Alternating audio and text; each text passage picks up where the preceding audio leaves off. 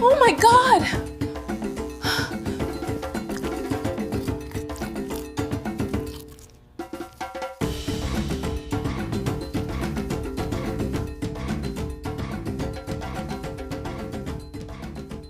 Nancy became a familiar face on every street. When one restaurant disappointed her, she simply crossed the road to the next. Anything, absolutely anything, to avoid cooking at home. From Mama T's buka to the new Chinese spot down the road, Nancy tried them all. Not because she loved the food, but because cooking felt like punishment she refused to accept.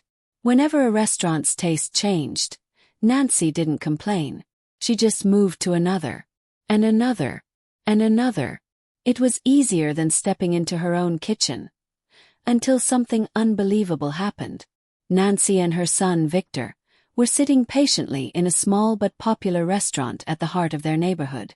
It was one of those cheerful places with bright-colored walls, loud music, and customers always streaming in and out.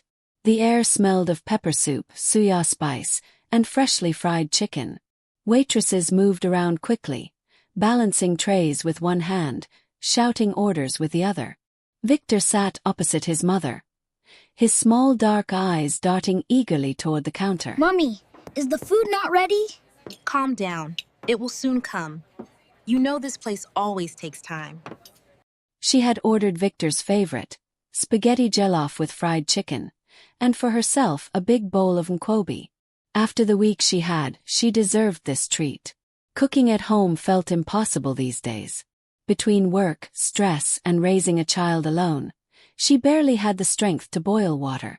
She relied on restaurants. A cheerful waitress finally approached with their plates. "Your order, Ma," she said brightly. "I hope you enjoy it." Nancy's face lit up as she inhaled the rich aroma. The food looked perfect. Colorful, steaming, inviting. She took her first bite. Warm, spicy, delicious. She closed her eyes as the flavors melted on her tongue. Ah! This is heavenly. But when she opened her eyes again, she noticed Victor's face. The boy wasn't smiling anymore. He was shifting in his seat, his hand pressed against his stomach. "Victor, what is it?" she asked gently. The child's voice was small. "Mummy, my stomach is turning me." Nancy froze with her fork halfway to her mouth. "Now," she whispered sharply. "We just started eating." Victor nodded, embarrassed. "Please, I want to use the toilet." Nancy sighed and glanced around the crowded restaurant. Everyone was minding their business, laughing, eating, talking loudly. She stood reluctantly. "Okay, let's go." It wasn't the first time. Almost every time they ate outside, Victor would rush to the toilet after only a few spoons. It worried her. But she pushed that thought aside. She led him toward the back hallway marked restrooms, her sandals tapping sharply on the tiled floor. The boy entered one of the stalls, and Nancy leaned against the wall, scrolling idly through her phone as she waited. That was when she noticed it. A metal door beside the toilet entrance, painted dull gray, set slightly apart from the rest. Bold red letters were printed across it. No entry. The letters were scratched, worn out, almost like someone had tried to scrub them off. A faint smell seeped from the crack under the door. A smell that didn't belong in a restaurant. Nancy wrinkled her nose. She looked around. No waitresses, no customers, no cameras. The hallway was empty. Curiosity tugged at her mind. Small, sharp pull. After all, what could possibly be behind a door that said no entry in a restaurant? She hesitated for only a moment. Then she gripped the handle and pushed. The metal door opened with a slow, rusty groan. Immediately, a thick wave of stench rolled out, so strong Nancy staggered backward and covered her nose. It wasn't the smell of food. It wasn't even the smell of a dirty kitchen. It was something rotten, heavy, sticking to the throat like wet cloth. Nancy fought the urge to gag. Her phone flashlight flicked on with a tap of her trembling thumb. She lifted it cautiously. The beam of light cut through the room, and her breath caught in her chest. The floor was littered with piles of stained aprons and rags, damp and brown with grease, sauce, and something darker.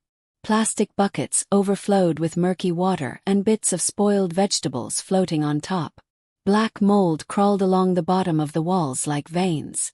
Before she could take a step forward, something darted across her foot. Fat gray rat. Then another. Both vanished under a stack of filthy cloth near her shoes. Nancy jumped back, heart hammering. Oh my God!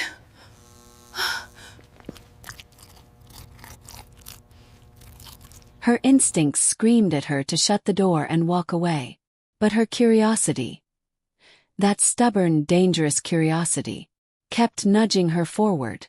She took a shaky step inside. "What is this place?" she murmured. She swept the flashlight across the room again, and that was when she saw it. Another door. Smaller. Wooden. With a faded sign above it. Kitchen staff only.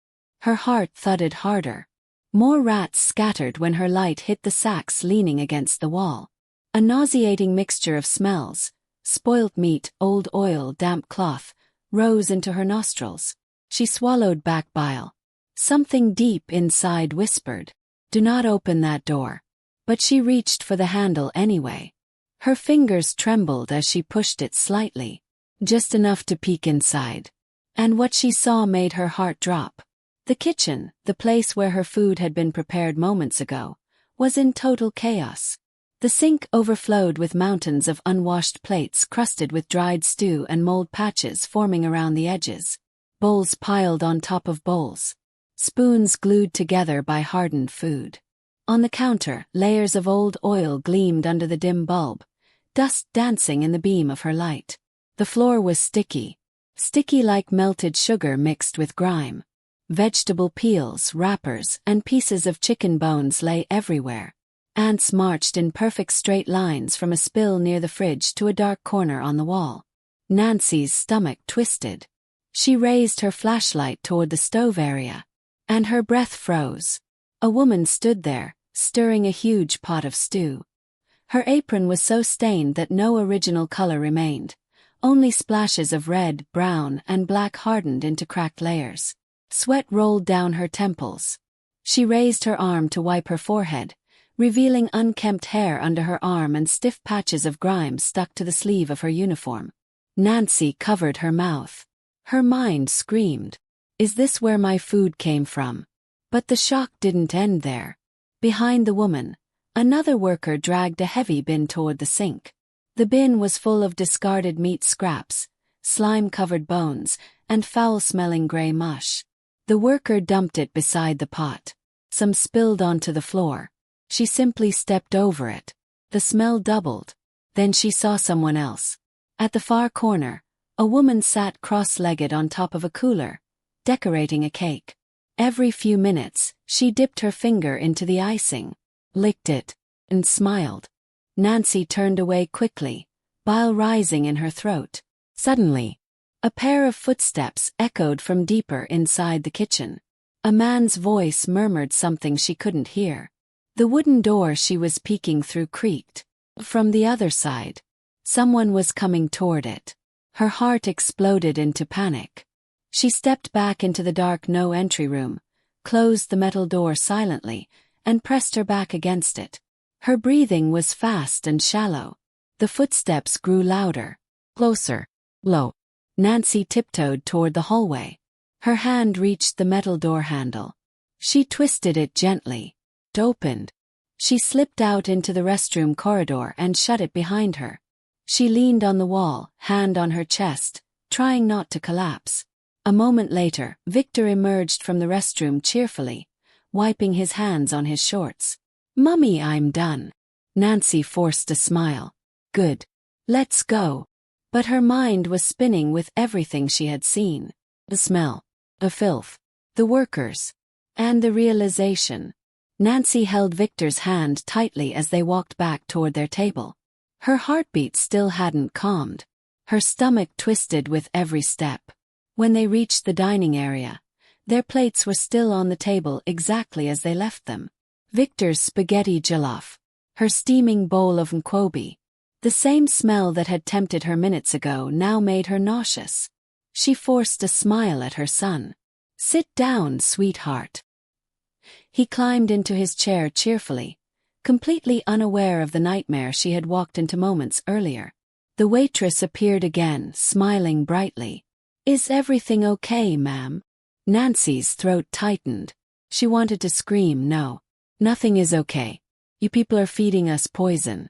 But instead she whispered, "Yes, please bring the bill." Before the waitress could leave, Victor reached for his spoon. "Mummy, can I finish my food?" Nancy snatched the spoon from his hand so fast he flinched. "No, baby," she said sharply. Too sharply. Victor blinked in confusion, lips trembling slightly. "But I'm still hungry." "Hush," she snapped, her voice breaking. "We're going home." The restaurant suddenly felt too loud, too bright, too suffocating. The waitress returned with the receipt. Nancy paid without even checking the amount. She grabbed Victor's hand again, tighter this time, and practically dragged him out of the restaurant. The warm evening air outside hit her face like fresh oxygen. She inhaled deeply, once, 3 times. But no amount of clean air could erase the stench of that room. Victor tugged her hand gently. "Mummy, why are we rushing?" Her chest tightened again. How could she explain it to a child? How could she tell him that he'd been eating from kitchens like that for months, years even, and that every stomach ache, every late-night cry, every sudden rush to the toilet, might not have been sensitivity after all? She opened the car door. Victor climbed into the back seat, leaning his head on the window sleepily. Nancy sat behind the steering wheel, staring at her trembling hands. Her heart was heavy with guilt. Her husband had warned her many times. "You can't trust every restaurant. You don't know what happens behind closed doors." But she always waved him off. "Please, I'm not built for kitchen stress. I'm not meant for frying and sweating every day. Restaurants exist for a reason." Now those excuses felt childish, stupid, dangerous. A single tear slid down her cheek. Her son's voice jerked her back. "Mummy, my tummy is hurting again." The guilt hit harder. Her breath broke. This wasn't the first time. Victor's small body had been reacting to food since he was 2. Crying. Sleepless nights. Doctors said it was stomach sensitivity, but she had never connected the dots. Till now. A whisper ran through her mind. "You failed your child. You fed him poison. You saw the truth, and you gave it to him anyway." She wiped her tears with the back of her hand. "No," she whispered. "It ends today." Nancy drove home on shaky hands. Victor had fallen asleep in the back seat, his small head tilted against the window. His breathing was shallow, his face tired, the same look he always had after eating outside food. Each glance at him twisted her chest further. When they reached home, her husband John was sitting in the living room watching the news. His reading glasses balanced on the tip of his nose. Victor ran inside sleepily. John looked up. "You're back early," he said lightly. "How was the food?" Nancy didn't answer. She closed the door quietly, leaned against it, and covered her face with both hands. John stood up immediately. "Nancy, what happened?" She tried to speak, but the words got stuck. Her throat tightened. The images flooded her mind. The rotten cloth. The piles of dirty dishes. The rats. The woman stirring stew with sweat dripping into it. And Victor. Always Victor. Crying at night. Waking up clutching his belly. Her shouting at him because she thought he was being dramatic. She began to sob. John rushed to her, holding her shoulders. "Talk to me," he whispered. Nancy finally forced herself to speak in broken breaths. "It's the food, John, it's the food. The restaurants. I saw something today. Behind the bathroom. A room. A kitchen, it was filthy. Not like dirty, like dangerous. I've been poisoning our son." John froze, his hand still on her shoulder. "Nancy, what exactly did you see?" She described everything. Every smell. Every sight. Every sound. Every rat that darted past her feet. By the end, John looked horrified, but not surprised. He held her chin gently. "I've been telling you for years," he said softly. "You don't know these kitchens. Some places are clean, others," he sighed. "Others can kill." Nancy's voice cracked. "I failed him." "Stop," John whispered. "You didn't fail him. You didn't know. I should have cooked," she cried. "I should have tried. I should have cared enough to learn." John cupped her face with both hands. "You can learn," he said gently. "And I will help you." But Nancy shook her head violently. "No, I must do this myself. I must fix what I broke." She wiped her tears roughly, stood up, and walked straight to her bedroom. John followed slowly but didn't stop her. Nancy opened her wardrobe and pulled out a small notebook she hadn't touched in months. Her grocery notepad. She flipped it open. Blank pages stared back at her. She picked up a pen with shaky fingers and wrote with determination. Rice, beans, tomatoes, pepper, onions, seasoning, vegetable oil, fish. She closed her eyes. "This ends today," she whispered. She marched to the living room. "John, please look after Victor. I'll be back. I'm going to the market." John's eyebrows lifted. "At this time of the evening?" "Yes." Her voice had a strength she didn't know she had. She grabbed her keys and left before he could argue. The market was loud and alive, a complete contrast to the silence inside Nancy's mind. The smell of fresh peppers, fish, smoked crayfish, and tomatoes filled the air. Vendors shouted prices. Generators hummed. People bargained loudly. But Nancy didn't feel overwhelmed. For the first time in years, she felt purpose. She moved from stall to stall, comparing vegetables, asking questions, checking meat for freshness. She watched women who had done this all their lives. Confident, skilled, quick. For the first time, she didn't feel inferior. She felt inspired. She packed her goods into 2 big nylon bags and headed home, her steps firm. When she entered the house, John was standing by the door, holding the sleeping Victor in his arms. He stared at the bags. "All this?" he asked softly. Nancy nodded. "Yes, for the house." Her voice did not shake. "I'm going to start cooking tonight." John smiled in disbelief. "Are you sure?" Nancy nodded with a strength she didn't recognize in herself. "Yes, because if I don't change now, I will regret it for the rest of my life." And she meant every word. The next morning, Nancy tied her hair back, put on an apron for the first time in years, and stood in front of the stove like a soldier preparing for battle. Her first attempt, beans porridge, was a disaster. The bottom burnt, the top was watery, and the taste was bitter. She almost cried. But then she heard a small voice behind her. "Mummy, are you cooking?" Victor stood there rubbing his sleepy eyes. Nancy swallowed hard. "Yes, baby. I'm learning." Victor smiled softly, and that alone fueled her. She tried again, and again, and again. After the 4th attempt, she managed to make a simple plate of jollof rice. Too salty, slightly burnt, but edible. John tasted it and laughed gently. "It's not perfect," he said, "but it's hot. And it's yours." That encouraged her more than he knew. For weeks Nancy practiced. Sometimes her meals came out soggy, sometimes burnt, sometimes tasteless. But she refused to give up. Slowly things changed. Her rice stopped burning. Her yam porridge came out smooth and sweet. And one evening something beautiful happened. Victor finished his plate. And didn't run to the toilet. He smiled at his mother with wide eyes. "Mummy, my stomach didn't pain me today." Nancy nearly broke into tears. John placed a hand on her shoulder, pride shining in his eyes. "You did that," he whispered.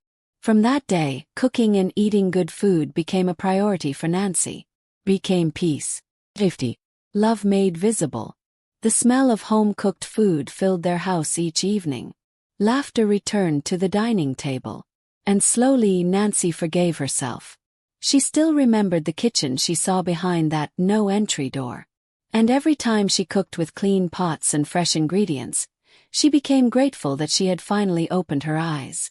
Sometimes the easiest shortcuts lead to the deepest regrets. There is no shame in learning, in starting small, or in trying again after failure. A home does not need perfect meals. It needs safe hands, honest effort, and a heart willing to grow. Nancy learned that feeding her family was not a burden. It was a responsibility. And in choosing to face it, she saved her child, strengthened her marriage, and discovered a new version of herself.